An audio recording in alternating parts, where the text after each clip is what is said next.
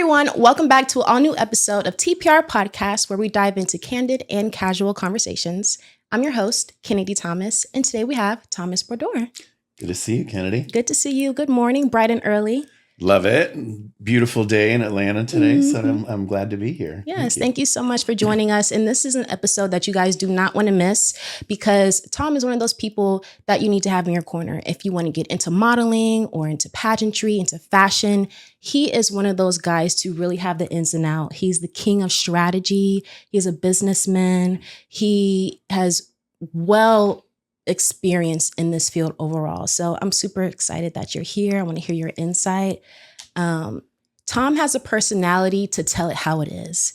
And that's something that I appreciate, especially when it comes to coaches. He has helped me when I was competing for Miss Grand Georgia. He would give me some tips and some free game that I dearly appreciate. So I am curious, Tom, where does the tell it how it is, brutally honest from place of love come from? Oh, well, first of all, thanks for acknowledging that. I've learned over 35 years in this industry that honesty is sometimes not as appreciated as I'd always been raised to believe it would be, right? But I was raised by a single mom.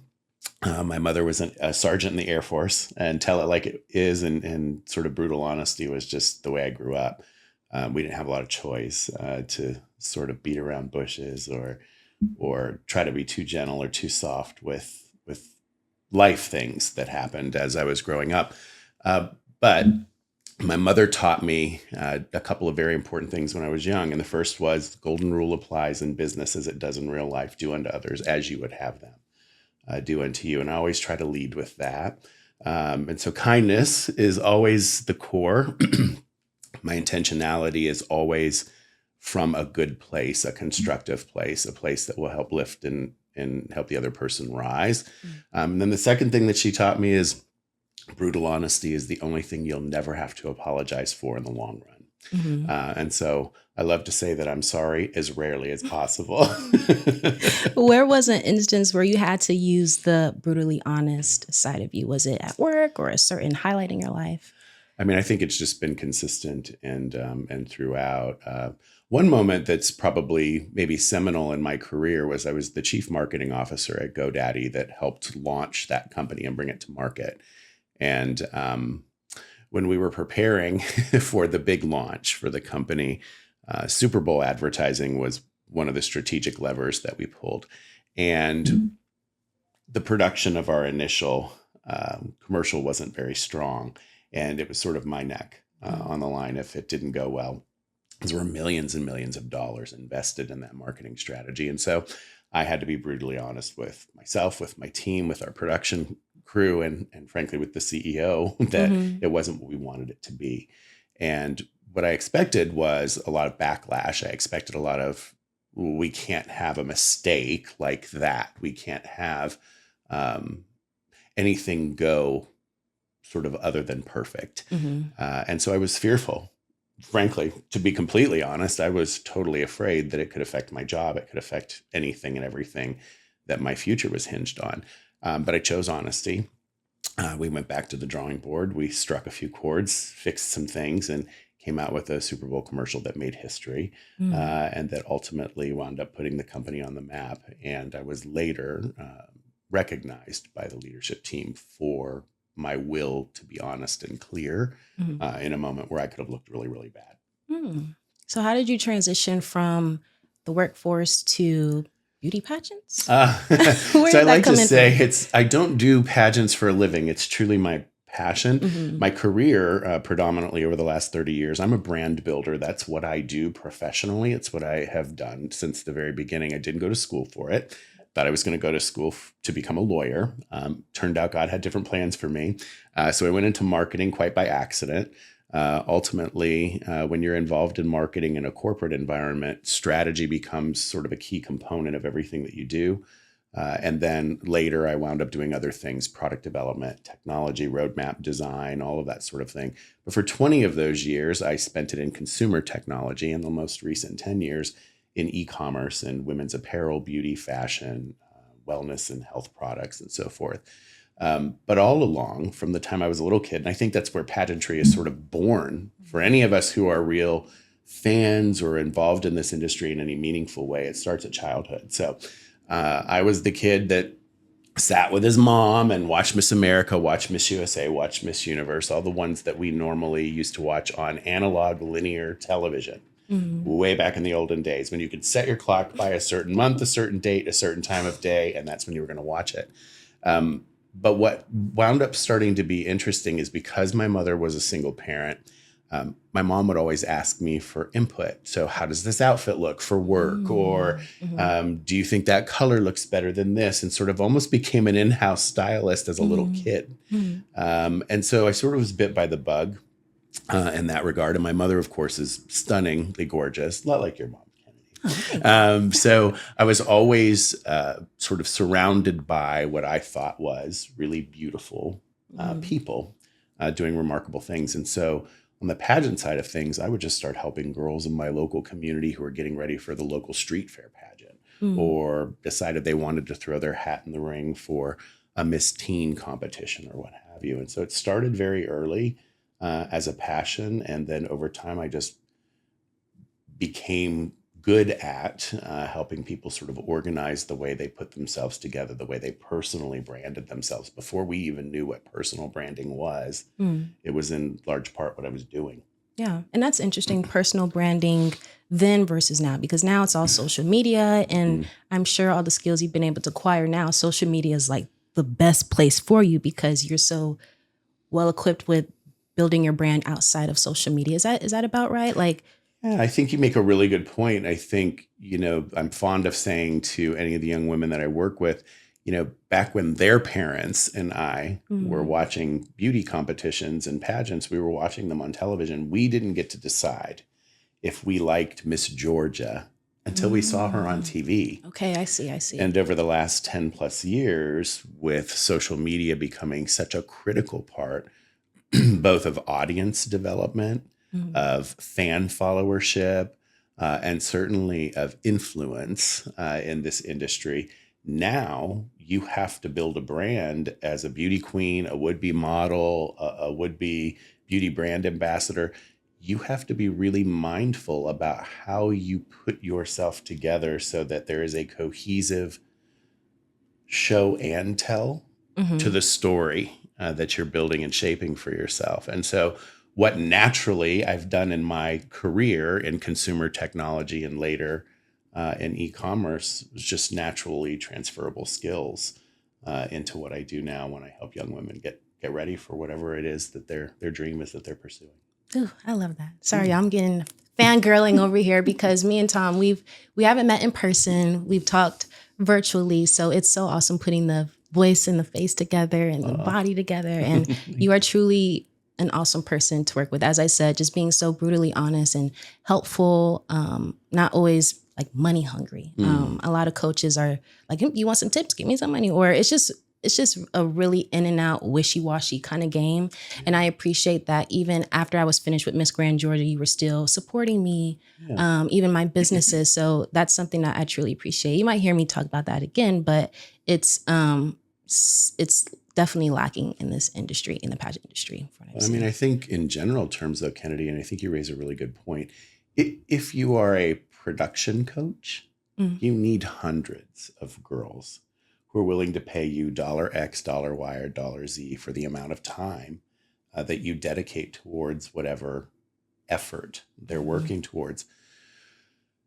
I'm uniquely blessed in that because I don't rely on what I do in the pageant industry to make my living or to be my sort of core financial basis. I get to do a couple of things that I don't fault production coaches for. I get to be choosy. I get to be very selective about who I want to work with, who I can help, who I truly believe the investment of my time, talent, and resources can be meaningful to. And I can also redirect those that I don't think I can help. And that comes down to that brutal honesty again. Like if I don't think I'm the shoe that's going to fit your foot, I'm not the guy that's going to say, come to the ball with me, Cinderella, right? Yeah. It's just not the way I operate. It's not the way that I think.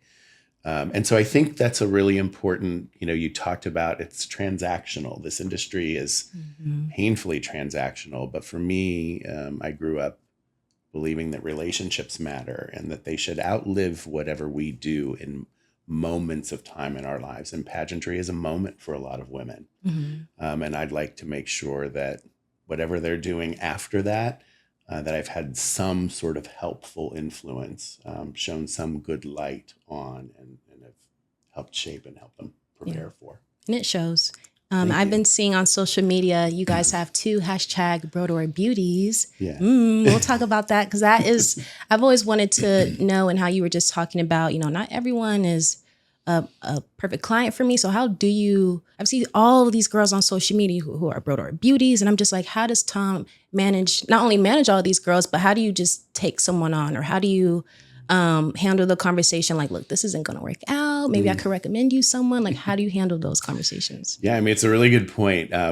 Again, comes back to brutal honesty. I think I'm probably more honest with myself than anything. And if I truly don't believe, Kennedy, that I can draw from my God-given gifts or talents to help make something better for someone, it's a really easy conversation for me to reroute them.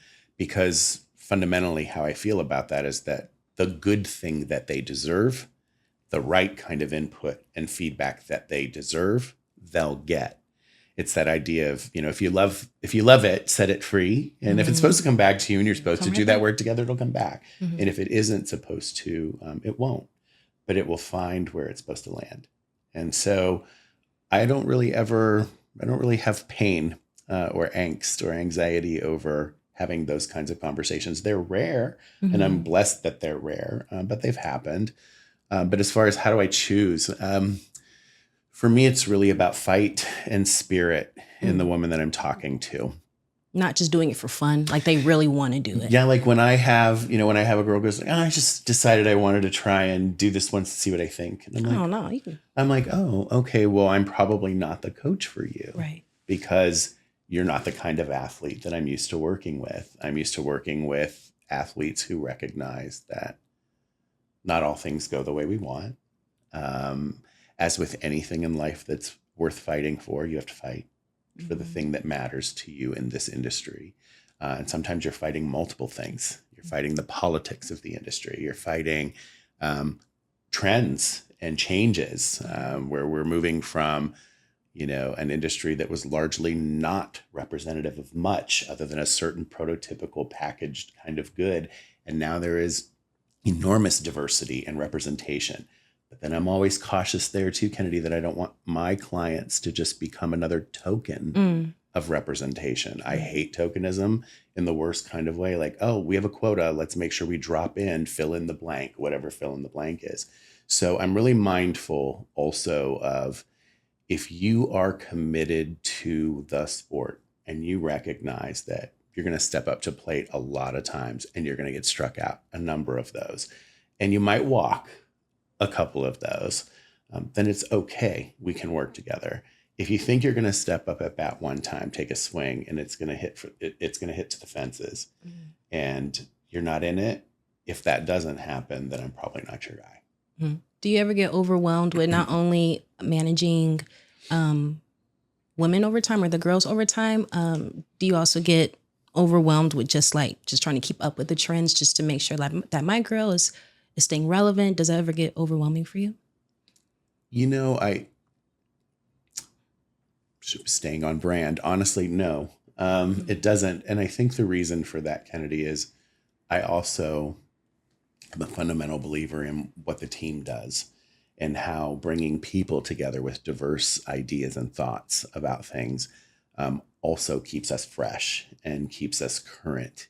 I trained under a pageant powerhouse from back in the 80s and 90s, 2 gentlemen, Rex Holt and Richard Guy, that formed Guy Rex, which, owned the licenses for Miss Texas and Miss California USA for a number of years. And then after they left the Miss Universe organization, went into Miss World America and did Miss World America in Mexico. And I was a director for them for a while. But I learned very, very early from the 2 of them that the way you stay current and fresh is you listen to what you're hearing from the women that you're serving. You pay attention to that, and that your expertise is sort of finding what's golden in those new moments, in those new things that are coming in, and seeing how you weave those into the core of what you do, as opposed to sort of trying to stay ahead of anything. You kind of let it come to you and see how you can make it work with what you know, what you can apply.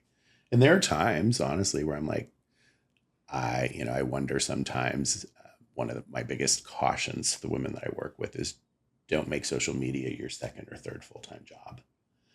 It's really important to maintain a balance and not get sort of run off the cliff like so many lemmings do, right? In a space where, well, I need to do this much on TikTok and this much on Snap and this much on Instagram and this much on platform A, B, or C.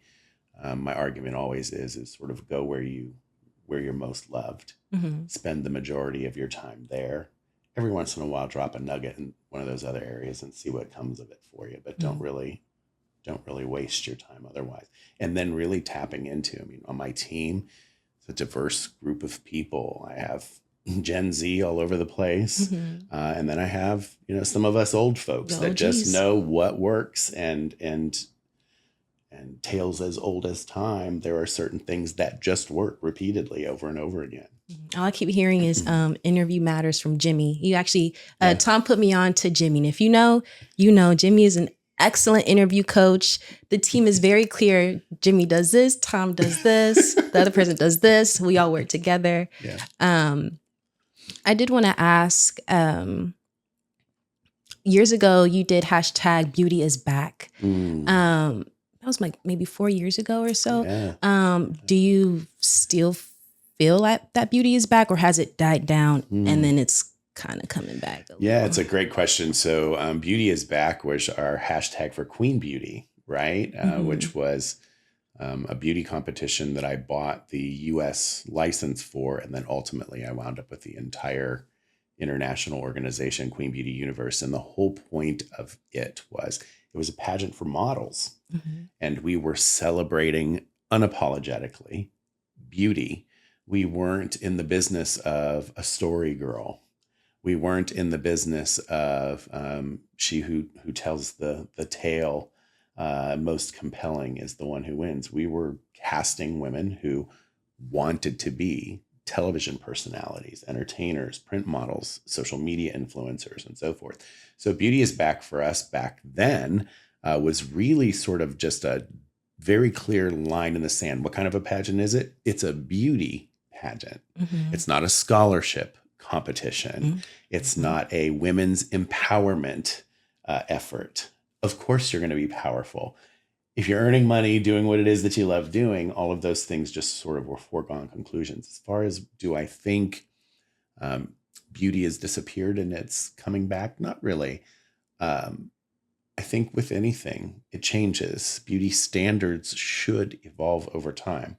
They should embrace what is important to celebrate in a modern and a contemporary woman.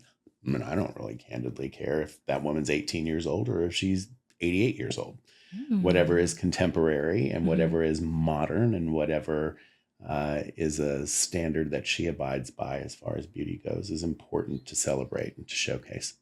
So I'm guessing you are a fan of the whole transition, the big news and Miss USA, Miss Universe, and Age Lifted. So you are a fan of more mature women being involved in the pageant. I'm 100% great with it. Now, what worried me, if I'm, again, completely honest, is I worried that the age brackets that there were, the parameters around marriage or motherhood or whatever, I worried that Mrs. pageants or Ms. pageants or pageants that had been created for those communities would just disappear because there was no longer a need for it, right? The most coveted crown in many cases has always been described as Miss Universe, and by corollary or relationship, Miss USA, Miss fill in the blank country, A, B, or C. And so from my perspective, I worried that an entire ecosystem of pageants that had been created for decades to service those other communities were just going to no longer be important. And I'm very mindful of the balance of power in ecosystems and how important it is to make sure that there's room and that there's space for others. And so that made me nervous on the one hand. On the other hand, I was like, okay, well, it's about time, right? Like, what's wrong with a 40-year-old mother of two being Miss USA? What's the problem? It never occurred to me that it should be. Like, I look at my mother as an example, and I thought to myself, had my mother not had a baby, me, at 21 years old, what might she have done? Right? When did she shut down a dream that she might have pursued or a passion she may have had for this industry? Because, well, now I'm a mom at 21 years old. Yeah. I'm a career woman at 22 years old, right? Because that's how my life went.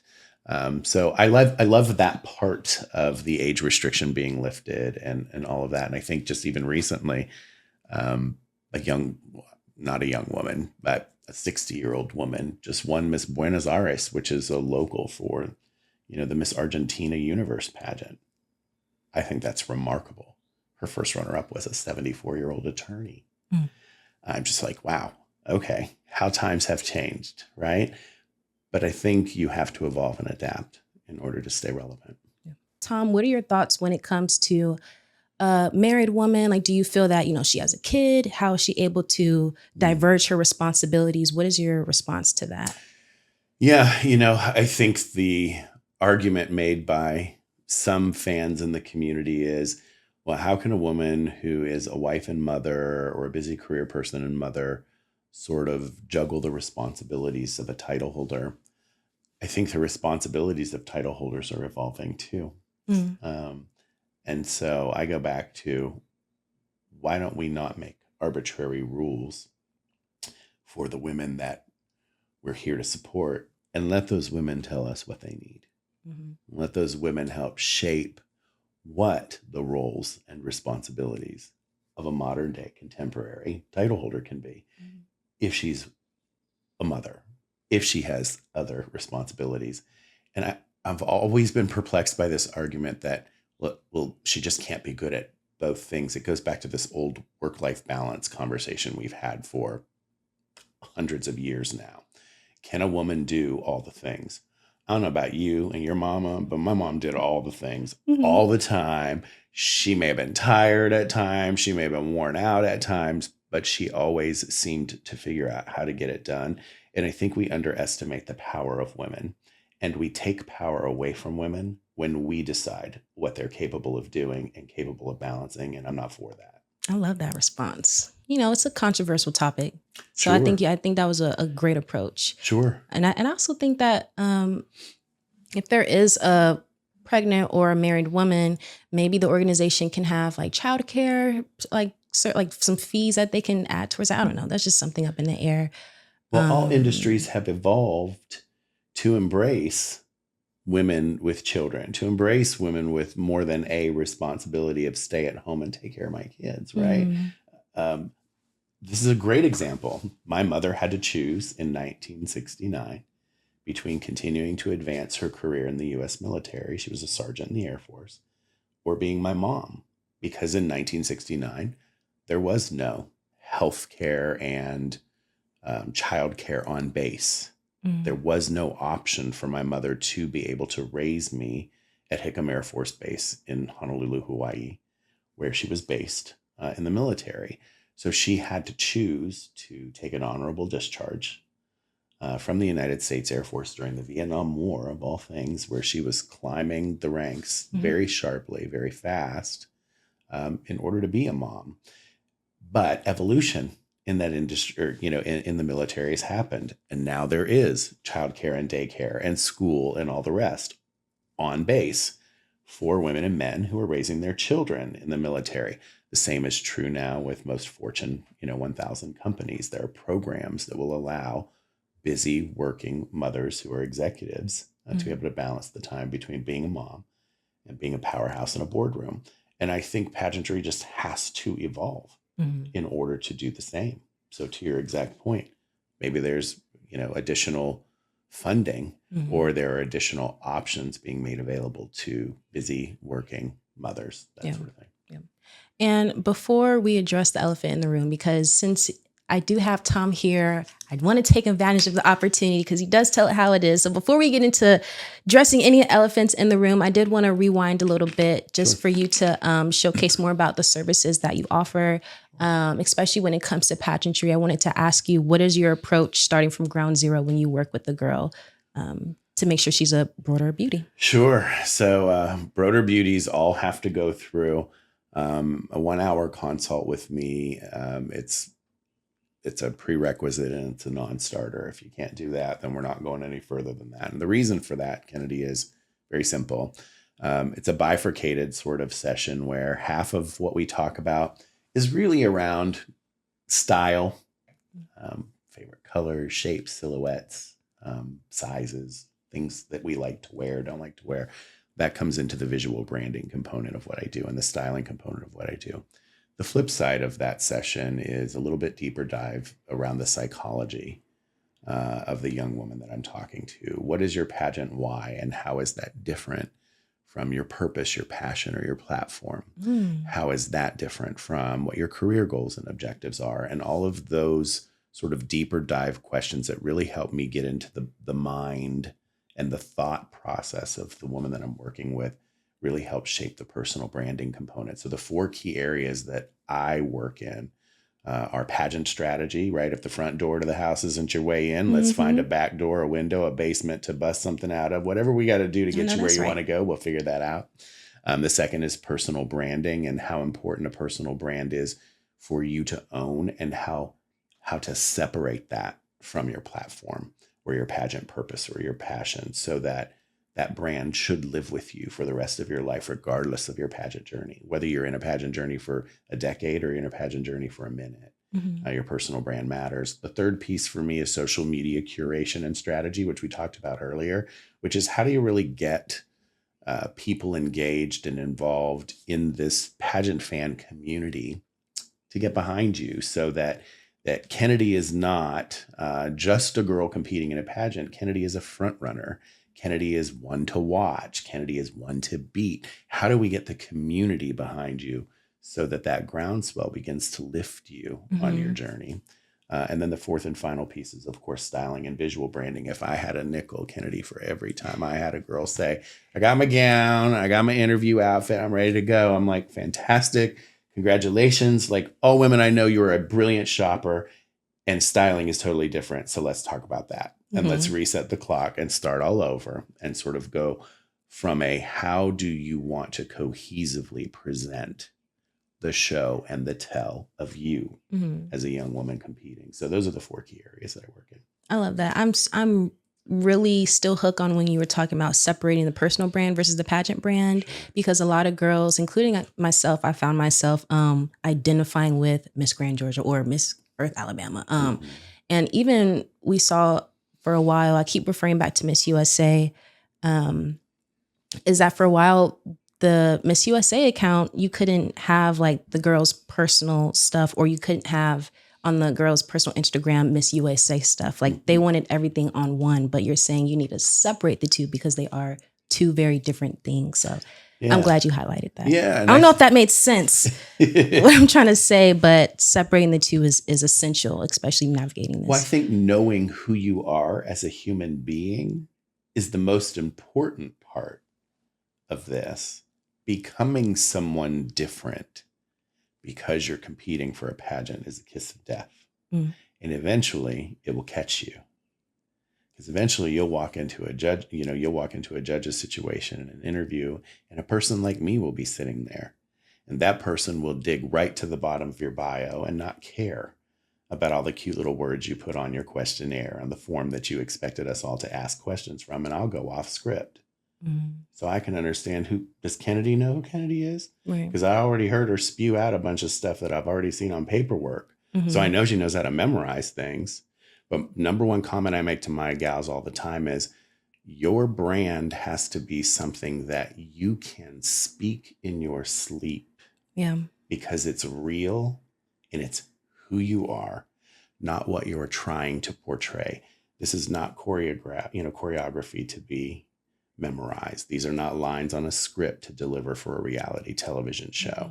this is you, this is your life. And if it's not real and it's not authentic, I'm not interested in it. And it shows too. And it shows. And I even found myself a long time ago trying to memorize what's on paper and still trying to juggle the self-confidence piece, which is why it's so cliche that you have to have self-confidence and you have to have grit when you're entering this pageant world because it's extremely brutal. So identifying who you are, like what you were saying, I love that you wrap that into the services that you offer. It's so critical to me. All right, Tom, before I let you go, I do want to go ahead and address the elephant in the room. Okay, so I have been curious and I want to know your insights.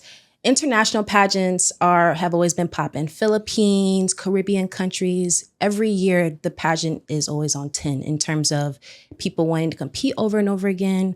But for some reason, the U.S., I mean, what am I trying to say? Like, basically, like, the U.S., we're still on the come up trying to be involved and trying to excel pageantry. And I'm seeing a lot of pageants like Miss Grand on the come up, Miss Eco International. I haven't even heard of them, but they're on the come up and everything. What are your thoughts on pageants in the U.S.? Is it worth competing for nowadays, or is it still an awesome opportunity to, grow and everything? It's a great question, Kennedy. I think a lot of people don't really understand what a massive global industry this is. The pageant industry worldwide is a $20 billion with a B industry. It's big. And $6 billion of that comes from the United States. So almost a third of the entire GDP of the global pageant industry comes from this country. What I think is interesting and why people, we hear so much the death knell of pageants in the West are no longer a thing and they're irrelevant. And, how many years, it's been a decade and a half of questions at Miss USA and Miss Universe. So what would you tell somebody who told you they thought pageants were déclassé or no longer relevant or needed or necessary?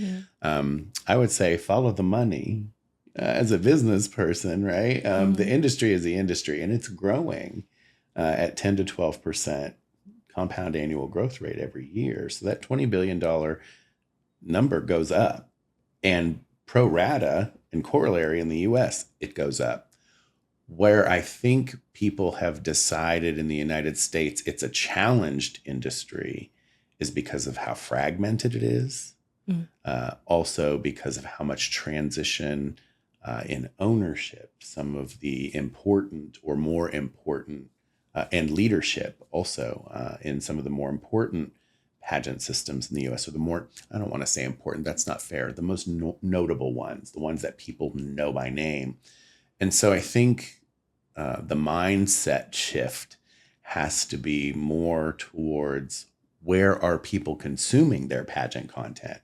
Well, if you look at linear broadcast and cable television, of course, you're going to think pageantry is dead in the United States. We've watched 12, 13 consecutive years of declining television ratings. Well, we have consistently watched that for everything on television now. People don't watch TV the way they used to anymore, right? The whole cord cutting generation and all of that has come down to now where we're watching content on demand, where we want, when we want, how we want. Like I said, at the top of our time together, Kennedy, it's no longer sitting with your mom and dad on a Saturday night at 7 p.m. on NBC, tuning in for fill in the blank. You're watching it on streaming platforms. You're watching, you're watching this programming on mobile apps because that's how you can consume the content. And generations that are interested in the pageant industry in general, including the up and coming generations, just want to be able to have access to it where they access it. So I don't think that pageantry in the United States, candidly, or in North America is dead at all. I think the audience has shifted where it wants to consume that content and how. Now, that said, I do think that stabilization needs to come to the pageant industry in the United States. We have seen so much live out loud turmoil on television, in the media, drama, scandal rumors. Scandal after scandal, rumor after rumor, that pageantry has become its own sort of sideshow in some cases because of that. But again, there isn't an industry on earth that hasn't had scandal. Mm-hmm. There isn't an industry on earth that hasn't had a valley to go through on their climb up the hill on the other side. And it's how we manage it. And that's it's the key. How we think about it. And it's how leaders come together and connect the dots around what to embrace and what not to. And it fundamentally comes down to integrity and honesty. And here's what I've learned about this industry. Now that you have social media and you have a 24/7, always on sort of media infrastructure, the lies are easier to find. Mm. The dishonesty and the discord is easier to see. The things that used to be able to be hidden, brushed under rugs, swept under the carpet, pushed out a window, kept behind a closed door in secret, no longer can be. Mm. So the better thing to do is stop doing the things that create the dark secrets, mm-hmm. and just do it. Live out loud. Let this industry evolve and become what it's meant to become, so people don't lampoon it because they don't trust it. Mm-hmm. And I think trust is a really, really big thing that's got to be restored in faith in this industry in the U.S. And, pageants is still a business at the end of the day. So mm-hmm. when it comes to restoring the integrity, the trust with the pageant and fans and community, just like any other business, and putting on your business cap, like, is there something that, and if we're being quite honest, Miss USA, Miss Universe, they're the Super Bowl of pageants in the United States. So is there something that's missing from executing that stabilization that you think, or what do you think should be improved on when it comes to this whole leadership and stabilization? Because it's no different from a business. I mean, what do businesses do to kind of regain that trust? Yeah, I mean, I think it's a great point. I go back to when there's an oil spill in the Gulf of Mexico, the oil company gets on media channels and talks about the mistake they made. Mm. And they live it out loud. And then they talk about what they're going to do to fix it. And then they start to show people the fix. So there's the idea here of just transparency. I mean, they're overused, cliched terms in this industry too. Authenticity, transparency, integrity. But actually, they're necessary. So when there's a scandal, when there's a problem, when it's ugly, instead of letting it live and lurk in the dark and letting people arrive at the worst possible conclusions, talk about it, mm-hmm. bring it up, mm-hmm. talk about it out loud, just like you would if you were in a relationship with a significant other and something didn't go the way you wanted it to. You would hash that out. If it matters to you, you'll speak truth to it, you'll shine light on it, and then you'll move forward with a plan to address it. Mm-hmm. And so I feel that there's a lot of this sort of cloak and dagger. I call it the palace intrigue of pageantry, right? Like, we care more about what are the secret rumor mill kind of things, instead of, this is a problem, this is broken, let's fix it. Mm. And then let's move on to whatever the next problem is going to be that we're going to have to address. Mm-hmm. But we have to shine light. Shine light, show love, mm-hmm. treat it with kindness, but treat it. Yeah. Otherwise, cancer kills, right? Yeah. We know that's what happens. And spreads. And I think, and what we've seen in U.S. pageantry in particular is that some organizations, are suffering from a lack of some of that kind of transparency, authenticity, and leadership. So, Tom, if we still have some hope left and pageants aren't necessarily dead, mm-hmm. I just want to be honest. Is it true that specifically for our USA organizations, is it true that there are low numbers for women competing for specifically USA? I've heard that and I've seen that, but I've also sort of seen this be consistent over decades in this industry. There are moments of feast and famine, again, in every industry there is. And when there are economic downturns and down cycles, in general, there are lower contestant numbers. There are fewer sponsor dollars at play and at work. So I think, again, part of the important sort of long-term strategic planning that goes into this business, you have to plan for those rainy days, those days where the kids can't go outside and play, because the weather's bad or it's not safe for some reason. And I think I don't know that I have seen, this sort of huge negative impact in U.S. pageantry in general in terms of contestant count being down. What I've seen drive those kinds of issues are lack of a clear schedule. Mm-hmm. Like, when is the pageant going to happen, or is it going to happen? Right? There's always those kinds of doubts, and when in doubt, people sometimes will draw the wrong or the worst conclusion and not give it time. And then again, I think, we've seen a fair amount of transition. There's been ownership changes in the Miss Universe organization now 3 times in the last 10 years, right? In the Miss USA organization twice in 3 years. In the Miss America organization, full shifts of boards and leadership multiple times, three or 4 times now over the course of the last 10 years.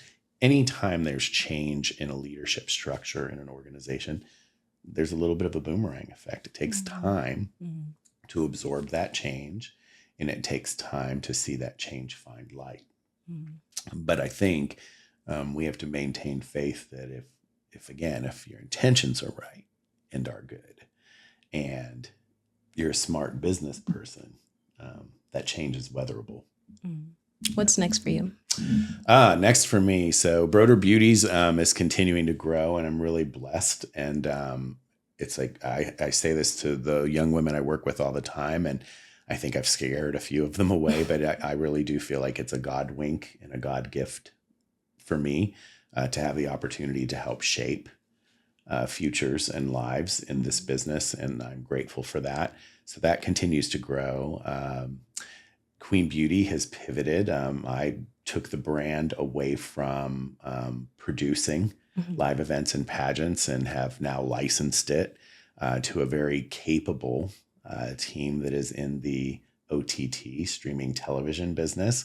So the Queen Beauty Network is one you've probably seen a little bit of buzz around in social media over the last number of months. We will launch the network in late May of this year with a handful of original series and programmed TV, scripted and unscripted reality programming.